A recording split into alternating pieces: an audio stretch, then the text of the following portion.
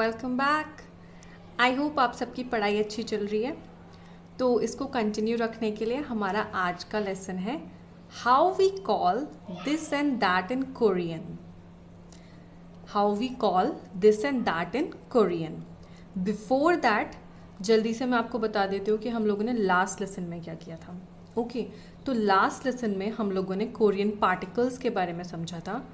ठीक है, कि सब कोरियन पार्टिकल्स क्या होते हैं। सबसे पहले मैंने आपको ये बताया था कि कोरियन सेंटेंस के अंदर सब्जेक्ट और ऑब्जेक्ट को इंडिकेट करने के लिए आपका पार्टिकल का यूज़ किया जाता है। एक फैंसी तरीका सब्जेक्ट और ऑब्जेक्ट को इंडिकेट करने का। ठीक है, अब ये डिपेंड करता है कि आपका जो सब्जेक्ट है या फिर ऑब्जेक्ट है वो कॉन्सोनेंट से लास्ट कर रहा है या फिर आपका वॉवल से लास्ट कर रहा है। उसके बेसिस पे आपको अलग अलग पार्टिकल्स यूज़ करने थे। ठीक है, जिसने वो वीडियो नहीं देखी है प्लीज़ एक बार जाके देख लीजिए, आपको आगे के लेसन्स में आसानी होगी। ठीक है, चलिए तो अब स्टार्ट करते हैं हम लोग अपना आज का लेसन।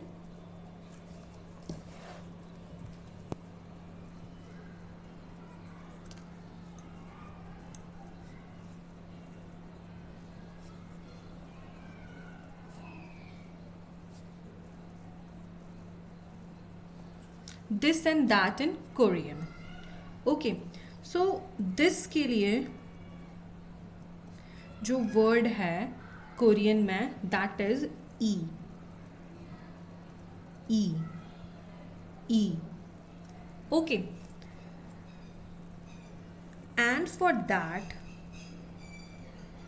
दैट जो देट के लिए आपका वर्ड है कोरियन में, अगेन वहाँ पे दो वर्ड्स हैं आपके। ठीक है, वो आपका ख भी हो सकता है, वो आपका छ भी हो सकता है। Okay, don't worry, I will explain you each and every point. ठीक है, नाउ लेट्स टॉक अबाउट कि कब कौन सा वर्ड यूज़ करना है हमें। ठीक है, सो स्टार्ट करते हैं कि किस टाइम पे हमें कौन सा वर्ड यूज़ करना है। यहाँ पे ई का जो मतलब होता है वो दिस है। ठीक है, ई का मतलब दिस है। सो वी यूज़ ई in Korean when we are talking about something that is within touching distance. Within touching distance. Okay, ई हम वहाँ पे यूज़ करेंगे जहाँ पे किसी भी चीज़ को हम लोग टच कर सकते हैं। टचिंग डिस्टेंस पे अगर कोई चीज़ प्रेजेंट है तो वहाँ पे जो वर्ड यूज़ करेंगे दैट इज़ ई। ठीक है, अब इसका एग्जाम्पल देखिए, मैं आपको समझाने की कोशिश करती हूँ। जैसे मैं एग्जाम्पल बोलूँ this is a pen, this is a pen, तो इसका मतलब क्या है, the one I am holding. मतलब जो मैंने पकड़ा हुआ है पेन उसी के बारे में मैं बात कर रही हूँ। ठीक है, तो वहाँ पे जो हमें वर्ड यूज़ करना है that is E. E okay, अब दूसरी बात, जैसे हम इंग्लिश में ई वर्ड यूज़ कर मतलब दिस वर्ड यूज़ करते हैं नाउन से पहले, वैसे ही कोरियन में भी हम लोग यूज़ करेंगे इसको नाउन से पहले। इतनी बात आई समझ में। ठीक है, तो अब कुछ एग्जाम्पल्स देख लेते हैं ई वर्ड के साथ में। So your first example is, now you have to tell me कि मैंने ट्रांसलेट करके बताना है आपको कि क्या लिखा मैंने। ठीक है, सो फर्स्ट एग्जाम्पल इज ई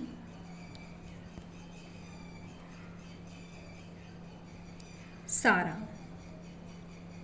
ई सारा, टेल मी मैंने क्या लिखा। ई मैंने आपको अभी बताया होता है दिस, एंड साराम तो हम फर्स्ट लेसन से चिल्लाते हुए आ रहे हैं कि साराम इज मैन या सॉरी पर्सन। साराम इज पर्सन। ओके, नेक्स्ट वाला है आपका ई छा।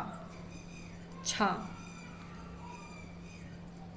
इसका मतलब होगा दिस कार।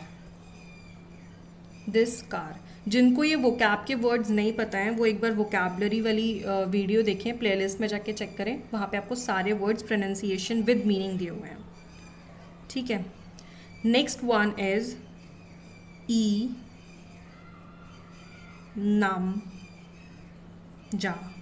ई नम जा मीन्स दिस मैन। ओके, एक और देख लेते हैं। ई योजा. ई योजा means this woman. ओके. एक और e visa. Visa means this chair. Got it? तो यहाँ पे ख़त्म होती है आपकी दिस की स्टोरी. आई होप आपको समझ में आई. Now we will talk about that. लेकिन दैट को बोलने के लिए आपके पास दो तरीके हैं. मैंने आपको पहले ही बताया कि दो वर्ड्स हैं हमारे पास दैट को बोलने के लिए. ठीक है. तो दैट को बोलने के लिए आपके पास ख भी है और छ भी है. ओके. आई नो स्टार्टिंग में कंफ्यूजिंग है, ये कंफ्यूजिंग मतलब बहुत ज़्यादा कंफ्यूज करता है, बट ट्रस्ट मी ईजी है. Okay. So now first of all we will talk about ख. ख. ओके. So we use ख when we are talking about something from a previous sentence. ठीक है. Previous sentence or previous context, regardless if you could see it or not, it doesn't matter. ठीक है. आप उसको मतलब देख सकते हैं, नहीं देख सकते, doesn't matter. बस ये जो चीज़ मैटर करती है वो ये है कि वो previous sentence या previous context के बेसिस पे आप उस चीज़ को बोलने की बता रहे हैं या बोल रहे हैं. ठीक है. इसका एग्जाम्पल जैसे कि मैं बोलूँ I don't like that man. I don't like that man. अब इसमें आपको क्लियरली समझ आ रहा होगा कि जिस मैन के बारे में मैं बोल रही हूँ कि I don't like that man, उसके बारे में शायद पहले से बात चल रही होगी, तभी मैंने वो चीज़ बोली. ऐसा तो है नहीं कि बस हम लोग किसी और टॉपिक के बारे में बात करते हैं, मैंने सडनली बोल दिया I don't like that man. ऐसा पॉसिबल नहीं है. Okay.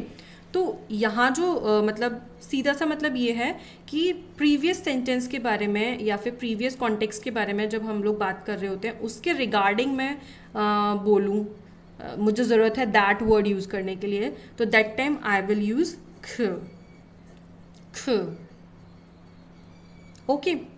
Now next one is छ. छ.